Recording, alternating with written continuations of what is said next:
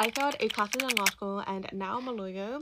3 things that actually helped me as a lawyer now has nothing to do with my grades. By the way, this is another episode of Law and Law School Unpacked and Unfiltered, where I either unpack or unfilter something in law. Today I'm gonna actually unpack. Even though I didn't have the best grades in law school, how can I become a good lawyer? How did I become a good lawyer? Number one, client service skills or any sort of customer service skills. So if you had worked in retail, hospitality, or any sort of job where you are communicating with customers, communicating with clients, those are really, really important transferable skills that you need when you work in a law firm. Those are not skills that you just get from grades. Those are not skills that you just get from law school. Those are skills that you get from actual work experience. Especially in my scenario, even though I didn't have the best grades in the world, I built really good client service skills from my past work experience as a tutor, as a workshop facilitator, even some of my volunteering experience where I engaged with the community, assisted people. That's where I got my really good client service skills that helped me as a lawyer now that didn't come from my grades. The second thing is any sort of technical skills. So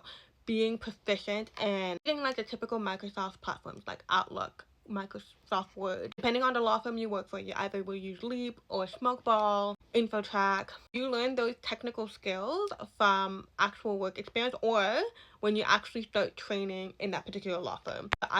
So in the law firm that I work for now, a lot of the technical skills that I built and learning how to use all those different platforms that my law firm uses, that came from the training and not from my grades. Along with technical skills as well also includes drafting documents, writing email, all the different forms depending on the area of law that you're doing. That came from my training, including my practical legal training, and not my grades. And the third one is really just the ability to work under pressure. You can argue that you can technically learn this when you are in law school and building good grades, but working under pressure in law school and working under pressure in a work environment are two completely different experiences, in my opinion. Because when you are in a law firm working environment, unlike uni, you already know ahead of time when your busiest periods are. Like, you know your assessments ahead of time, you know your due dates ahead of time. With law, most times you will get instant tasks that would have due dates within 2 days or 1 day of each other, and a bunch of urgent tasks. You don't get 4 weeks in advance or 2 weeks in advance